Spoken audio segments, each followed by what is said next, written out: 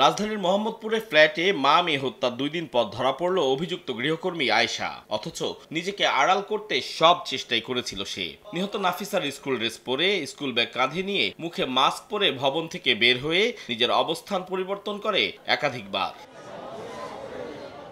কিন্তু বুধবার সকালে ধরা পড়তে হলো পুলিশের জালে। ঝালকাঠির নলছিটি থেকে গ্রেফতার করে তাকে ঢাকায় নিয়ে আসছে মোহাম্মদপুর থানা পুলিশের বিশেষ আভিযানিক দল।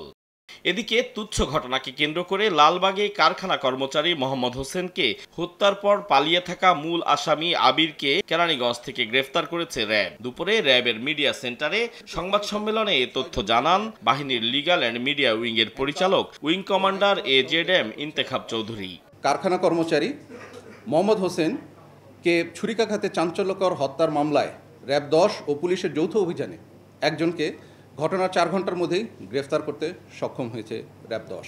এছাড়া মঙ্গলবার বিকেলে রাজধানীর পল্টন মডেল থানা এলাকায় একটি সংঘবদ্ধ ডাকাত চক্রের 6 সদস্যকে গ্রেফতার করে র্যাব 10। এ সময় তাদের কাছ থেকে র্যাবের ভুয়া আইডি কার্ড, হ্যান্ডকাফ, ওয়াকিটকি সহ ডাকাতির কাজে ব্যবহৃত বিভিন্ন সরঞ্জাম উদ্ধার করা হয়। আতাউর কাউসার, সময় সংবাদ, ঢাকা।